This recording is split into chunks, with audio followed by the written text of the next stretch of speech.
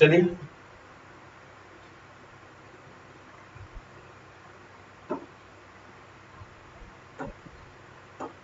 आइए बच्चों आगे चलते हैं। और आज चर्चा होगी बच्चों किसके विषय में? आज चर्चा होगी लॉर्ड वेलेस्ली के बारे में। Lord Wellesley, Lord Wellesley. तो बच्चों सभी लोग जुड़ जाइए फटाफट। सभी लोग बच्चों मेरी आवाज सुन पा रहे हैं? सभी लोग ऑडियो वीडियो क्लियर है बच्चों? साउंड में कोई दिक्कत तो नहीं है?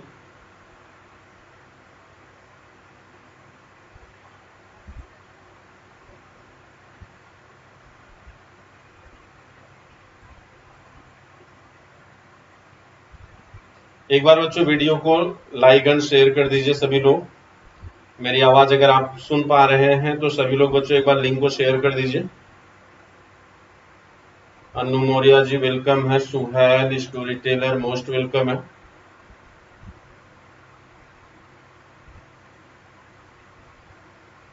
वॉइस में क्या दिक्कत आ रही है बच्चों? सभी लोग बच्चों एक बार लिंक को शेयर कर दीजिए। अनु मौर्या जी वेलकम है। Suhail story teller most welcome है। वॉइस क्लियर नहीं है। वॉइस में क्या दिक्कत आ रही है बच्चों?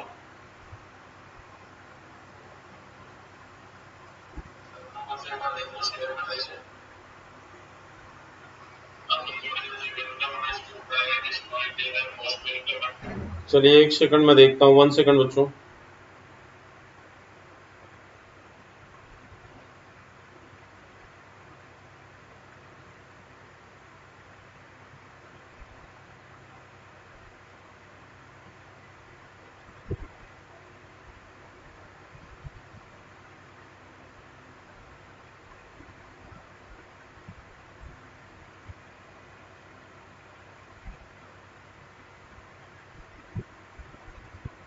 एक सेकंड बच्चों, 1 second.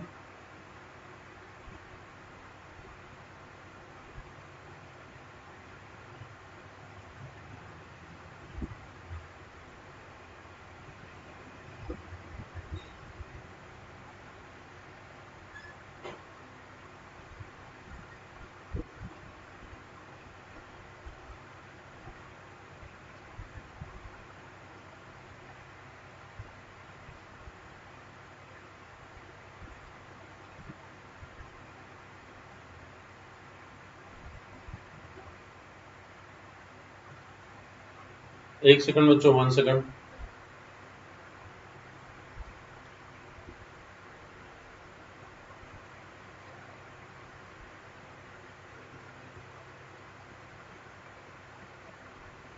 Hello hello hello, sound में इको आ रहा था।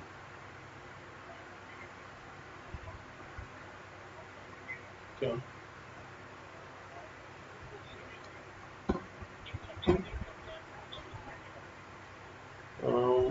मुझे आइडिया नहीं है।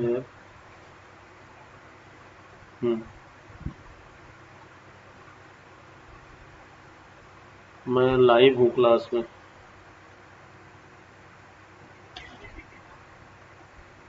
आप एनी डेस्क ले लो, मैं क्लास में लाइव हूँ। एनी डेस्क में ऑन कर दिया हूँ।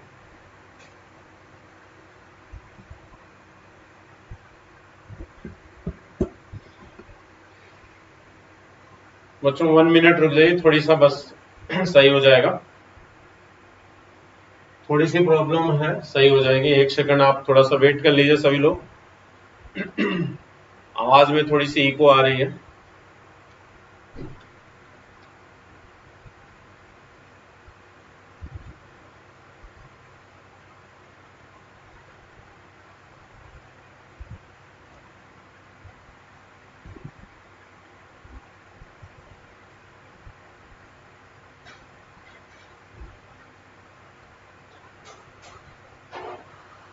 वॉइस क्लियर नहीं है। वॉइस में क्या दिक्कत आ रही है बच्चों?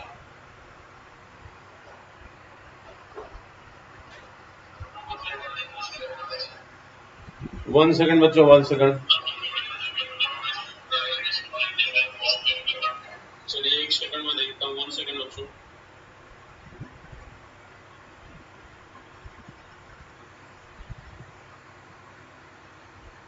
ओके, अभी सही है।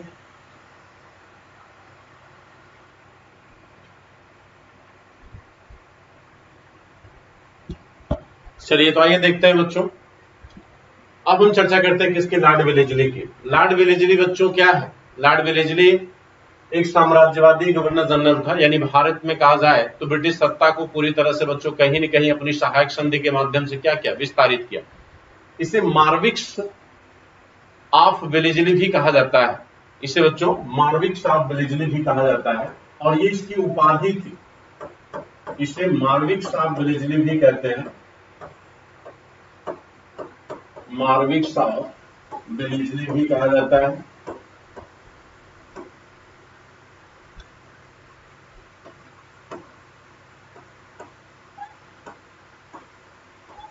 इसे मार्विक्स ऑफ वेलेस्ली कहते हैं, ठीक है। और इसका जो ड्यूरेशन है बच्चों वो आपका कब तक है, 1805 तक, यानी 1798 से 1805। तो ज्यादा लंबा कार्यकाल तो इसका नहीं रहा। 1798 में से 1805 तक इसका बच्चों रहा, ठीक है। तो 1798 से 1805 तक इसका कार्यकाल रहा। आइए देखते हैं बच्चों इसके समय कौन कौन सी घटनाएं हुई। कहते हैं बच्चों जब ये गवर्नर जनरल बनकर भारत आया तो इसका उद्देश्य बच्चों मात्र 2 उद्देश्य था। इसका उद्देश्य बच्चों क्या था, 2 उद्देश्य था। पहला उद्देश्य इसका था बच्चों भारत में कंपनी का विस्तार करना, भारत में कंपनी का विस्तार करना,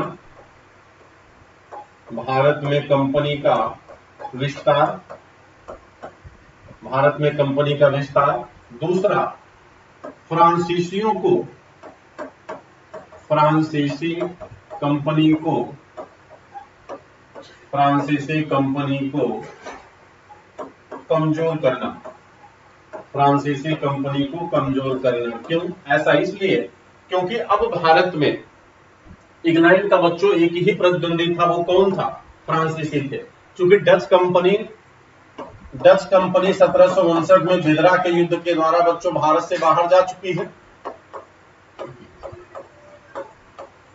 तो डच कंपनी बच्चों पहले ही बिदरा के युद्ध के माध्यम से भारत के बाहर जा चुकी है। पुर्तगाली पहले से कमजोर हो चुके हैं बच्चों। और यहां पर आप देख रहे हैं, यहां पर बच्चों मात्र एक प्रतिद्वंदी बचा है और वो प्रतिद्वंदी कौन है, फ्रांसीसी है। तो वो प्रतिद्वंदी बच्चों कौन है, फ्रांसीसी है। एक बार बच्चों साउंड चेक कर लें हम भी। माध्यम से भारत के बाहर जा चुकी है, पुर्तगाली पहले से कमजोर हो चुके हैं बच्चों। और यहां पर आप देख रहे हैं, यहां पर बच्चों, ठीक है ठीक है। आइए तो अब बच्चों यहां देखिए, इसका 2 उद्देश्य था और इस उद्देश्य को उसने कैसे पूरा किया। भारत में कंपनी का विस्तार करना बच्चों कैसे उचित था, उसके लिए भी 2 तरीके हो सकते थे। या तो युद्ध नीति को अपनाया जाए, या तो वेलेस्ली बच्चों युद्ध नीति को अपनाता, या जो है कूटनीति को अपनाता। या तो बच्चों वह युद्ध नीति को अपनाता या कूटनीति को। युद्ध नीति में बच्चों क्या होता, हिंसा होता, युद्ध होता। लेकिन उसने जो अपनाया बच्चों वो क्या था, कूटनीति था। कहते हैं इस नीति को ही हम क्या कहते हैं, सहायक संधि कहते हैं। लॉर्ड वेलेस्ली की इसी कूटनीति को बच्चों आप क्या कहते हैं, सहायक संधि। लॉर्ड वेलेस्ली की सहायक संधि। तो लॉर्ड वेलेस्ली की सहायक संधि को बच्चों किन किन राज्यों ने स्वीकार किया, लॉर्ड वेलेस्ली की सहायक संधि को, लॉर्ड वेलेस्ली की सहायक संधि को किन किन राज्यों ने स्वीकार किया। पहले ये जान लीजिए बच्चों कि कौन कौन से राज्य थे जिन्होंने इस संधि को स्वीकार किया, और इसके बाद आप देखेंगे कि इसकी क्या विशेषता रही, किस तरह से सहायक संधि के माध्यम से उसने बच्चों राज्यों को अपने ऊपर निर्भर किया, यानी भारत के राज्यों पर अपना प्रभाव स्थापित किया।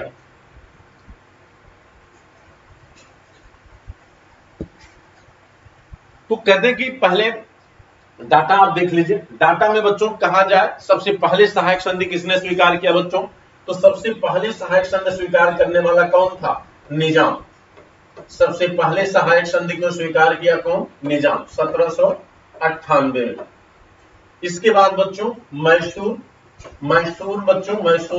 मैसूर तो आपको चतुर्थ मैसूर युद्ध में इन्हीं के संग बच्चों हारेगा भी, और मैसूर 1799 में क्या करता है? इस सहायक संधि को इनके स्वीकार करता है। मैसूर के बाद बच्चों छोटा सा क्षेत्र है आपका तंजौर, वो भी इसी साल, जिस साल मैसूर ने स्वीकार किया, तंजौर ने भी उसी साल स्वीकार किया है। तो तंजौर की डेट भी बच्चों कितनी है? तंजौर की डेट भी 1799 है। और इसके बाद बच्चों अवध है आपका, इसके बाद अवध 1801, और इसके बाद मराठा क्षेत्र है। तो मराठा सरदार बच्चों सब क्या थे? अलग अलग थे। मराठा सरदार क्या थे? अलग अलग थे। तो मराठों में सबसे पहले कौन करेगा? पेशवा करेगा, तभी तो द्वितीय मैसूर आंग्ल मराठा युद्ध शुरू होगा। पेशवा ने किया कब? 1802 में। इसके बाद भोसले, जो नागपुर का था बच्चों, भोसले कहाँ का था? नागपुर का, तो भोसले ने किया 1803। इसके बाद बच्चों सिंधिया, जो ग्वालियर का था, सिंधिया ने किया 1804 में।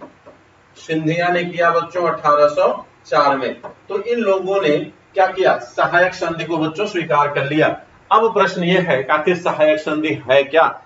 भाई लॉर्ड वेलेस्ली की सहायक संधि क्या थी? वैसे तो कहा जाए बच्चों तो सहायक संधि का प्रतिपादक डुप्ले को माना जाता है। सहायक संधि का प्रतिपादक बच्चों कौन था? डुप्ले। डुप्ले इस संधि का प्रतिपादक माना जाता है, लेकिन डुप्ले इस संधि का प्रतिपादक है। तो डुप्ले बच्चों कौन था? डुप्ले फ्रांसीसी गवर्नर था। डुप्ले क्या था बच्चों? फ्रांसीसी गवर्नर था। यानी जिन नियमों को डुप्ले ने हिंदुस्तान में लागू किया, उसी नियम को लॉर्ड वेलेस्ली बच्चों अपने समय क्या किया? आगे बढ़ाया। यानी उन प्रावधानों को, जो प्रावधान डुप्ले ने लागू किया था अवध के साथ बच्चों, वही प्रावधान लॉर्ड वेलेस्ली ने लागू किया, जिसकी वजह से लॉर्ड वेलेस्ली की सहायक संधि से नाम दिया गया। ठीक है। हालांकि इस तरह की विशेषताएं, इस तरह की परंपराएं पहले हमें डुप्ले के माध्यम से देखी जा सकती हैं। ठीक है। यानी कहने का मतलब कि दूसरे के हथियार से अपने लिए लाभ लेना। तो यहां पर बच्चों लॉर्ड वेलेस्ली सहायक संधि लेता है, सहायक संधि करता है इन राज्यों से। ठीक। लेकिन ये सहायक संधि है क्या? सहायक संधि क्या है? सहायक संधि क्या है? तो सहायक संधि क्या है बच्चों? आइए देखिए। अब यहां पर देखिए एग्जांपल के तौर पर, इस संधि में मान लीजिए एक तरफ बच्चों कौन है? कंपनी है। एक तरफ आपकी कौन है? कंपनी। और एक तरफ मान लीजिए बच्चों निजाम है। एग्जांपल के तौर पर हमने निजाम को ले लिया, क्योंकि निजाम ने सहायक संधि स्वीकार किया था। ठीक है। अब ध्यान से इसको समझिएगा बच्चों, ध्यान से समझिएगा। थोड़ा सा लाइक एंड शेयर करते चलिए सभी लोग।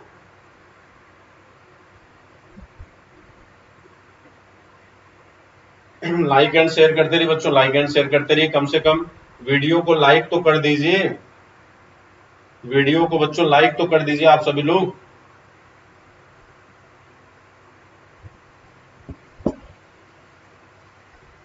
अब देखिए, तो इसमें क्या होता था बच्चों? इसमें पहला प्रावधान क्या था? प्रावधान नंबर 1 फर्स्ट। जैसे एग्जांपल के तौर पर कंपनी ने मान लीजिए बच्चों निजाम से क्या किया? सहायक संधि किया। कंपनी क्या कर रही? निजाम से सहायक संधि कर रही है। तो यहां पर निजाम की सुरक्षा का उत्तरदायित्व किसका होगा? कंपनी का। निजाम की सुरक्षा का उत्तरदायित्व, अब ध्यान से समझिएगा, निजाम की सुरक्षा का दायित्व किसका होगा? कंपनी। दायित्व कंपनी का होगा। यानी अब निजाम की सुरक्षा कौन करेगा? कंपनी करेगा। अब इसका जरा वैचारिक आधार क्या होगा बच्चों? वैचारिक स्तर पर अगर आप देखिए, तो अगर निजाम ने अपनी सुरक्षा का दारोमदार कंपनी पर दे दिया, तो इसका मतलब कि वैचारिक आधार पर निजाम ने कंपनी को अपने से मजबूत माना। यानी विचारधारा के स्तर पर कंपनी को निजाम ने क्या किया? अपने से ज्यादा पावरफुल माना, तभी तो जाकर उसकी शरण ली। तो इसका मतलब कि आप बौद्धिक लेवल, वैचारिक लेवल पर कंपनी को राजनीतिक तौर पर अपने से मजबूत आपने क्या किया? मान लिया। पहली शर्त। दूसरी शर्त, कंपनी सुरक्षा का दायित्व ले लेती थी, लेकिन सुरक्षा में लगाए गए सैनिक, सुरक्षा में लगाए गए सैनिक, लगाए गए सैनिक, सैनिक निजाम के राज्य में होंगे, निजाम के राज्य में रहेंगे, निजाम के राज्य में रहेंगे। अब आप मुझे बताइए कि कोई भी व्यक्ति दूसरे के सैनिकों को अगर अपनी शरण में रखेगा तो क्या वो कभी आत्मनिर्भर हो सकता है? कभी नहीं हो सकता। ठीक है, साथ साथ सैनिकों का भरण पोषण कौन करेगा? संबंधित राज्य करेगा।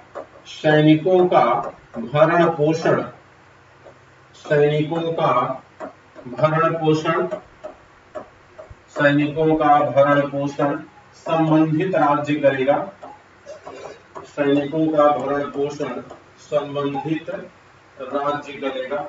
अब यहाँ पर आप देख सकते हैं कि भाई मान लीजिए निजाम से मान लीजिए सुरक्षा की संधि की गई, सहायक संधि की गई, और यहाँ पर लॉर्ड वेलेस्ली ने कहा कि भाई मैं तुम्हारी सुरक्षा का वादा करता हूं, निजाम को कहा, और कहा कि मैं तुम्हारी सुरक्षा में 10,000 सैनिक आपके यहाँ लगा दे रहा हूं, लेकिन उन सैनिकों के खर्च का वहन कौन करेगा? आप करोगे। भाई ये कहाँ का नियम है? सुरक्षा के लिए आप अगर सैनिक लगा रहे हो, वो सैनिक आपके आदेश का अनुपालन करेगा, आपके आर्डर का अनुपालन करेगा, यानी सैनिक रिस्पॉन्सिबल है किसके प्रति? कंपनी के प्रति, और सैनिक का आर्थिक खर्च वहन कर रहा है कौन? निजाम। तो निजाम की अर्थव्यवस्था तो ऐसे क्या होती जाएगी? समाप्त होती जाएगी। और आपको बच्चों क्या मिल गया? आपको तो ये स्वतंत्रता मिल गई कि आप चाहे जितनी बड़ी सेना रख सकते हैं। भाई जब आपको सेना का खर्च वहन नहीं करना है तो इसका मतलब कि आप चाहे जितनी बड़ी सेना बना लीजिए। सेना का विस्तार करने का मौका मिल गया इस सहायक संधि से, क्योंकि यहां पर कंपनी को सेना के खर्च का वहन नहीं करना था। यानी जिसके साथ सुरक्षा का दायित्व कंपनी लेती, सेना के खर्च का वहन कौन करता? संबंधित राज्य करता। इससे कंपनी को सैनिक विस्तार करने का क्या मिला? अवसर मिला बच्चों। ठीक है, और दूसरी तरफ उस राज्य की अर्थव्यवस्था क्या होने लगी? कमजोर होने लगी। ठीक, क्लियर हुआ? भाई जो सैनिक नियुक्त किए जा रहे हैं वो सैनिक रिस्पॉन्सिबल है किसके प्रति? वेलेस्ली के प्रति, लेकिन वो किसके अर्थव्यवस्था पर निर्भर है? संबंधित राज्य की अर्थव्यवस्था पर निर्भर है। ये तो वही बात हुई बच्चों, आम के आम गुठलियों के दाम। ठीक है, आम के आम बच्चों गुठलियों के दाम। अब देखिए चौथा प्रावधान इसमें यह होता था कि एक रेजिडेंट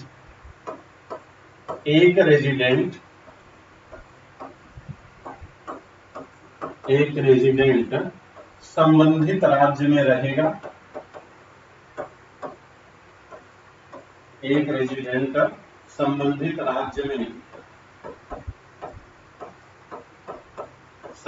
राज्य में रहेगा।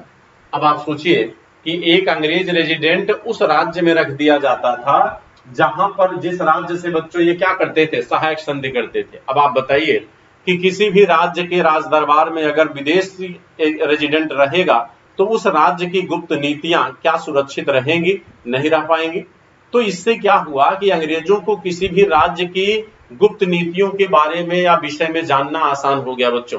तो ये भी कहीं न कहीं किसी भी संप्रभु राज्य के लिए बच्चों उचित नहीं माना जाता। तो इससे क्या हुआ कि उस राज्य के विषय में जानना और समझना कंपनी के लिए क्या हो गया? आसान हो गया। इससे आप उस राज्य की आंतरिक नीतियों को उससे बच्चों क्या हो गए? परिचित हो गए। दूसरी चीज, पांचवा प्रावधान इसमें यह होता था कि संबंधित राज्य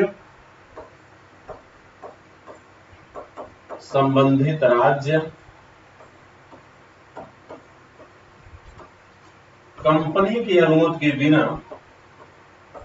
कंपनी की अनुमति के बिना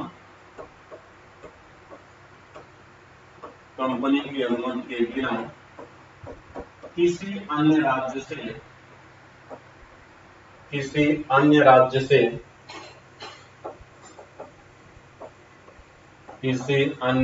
से समझौता नहीं करेगा।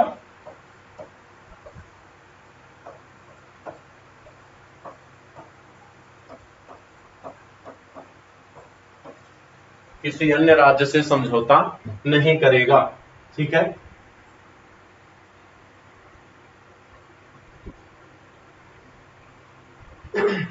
अब देखिए बच्चों, यहां पर आप देख सकते हैं कि भाई संबंधित राज्य कंपनी की अनुमति के बिना किसी अन्य राज्य से समझौता नहीं करेगा। ठीक है, यानी संबंधित राज्य कंपनी की अनुमति के बिना किसी अन्य राज्य से समझौता नहीं करेगा। ठीक है, इसका क्या मतलब हुआ? इसका मतलब कि आपकी संप्रभुता ही बच्चों क्या हो गई? समाप्त हो गई। आपकी संप्रभुता क्या हो गई? समाप्त हो गई। भाई संप्रभुता यानी सॉवरेंटी का क्या मतलब होता है? सॉवरेंटी का मतलब होता है कि जब कोई भी स्टेट, कोई भी राज्य जो है अपने इंटरनल और एक्सटर्नल मामलों में निर्णय लेने के लिए क्या हो? स्वतंत्र हो। यानी आंतरिक और बाह्य मामलों में कोई भी राज्य जब निर्णय लेने के लिए क्या होता है? स्वतंत्र होता है, तो माना जाता है कि वह राज्य क्या है? संप्रभु है बच्चों। वह राज्य क्या है? संप्रभु है। ठीक है, तो यहां पर देख सकते हैं आप जो है कि अन्य राज्यों से समझौता नहीं करेगा। तो इन सहायक संधियों के माध्यम से अगर आप देखें तो क्या निजाम की स्वतंत्रता बच्चों बची रही? अगर निजाम या कोई भी राज्य इन संधियों को या इन प्रावधानों को स्वीकार कर लेता है तो इसका मतलब हुआ, तो बच्चों इसका मतलब हुआ यार एक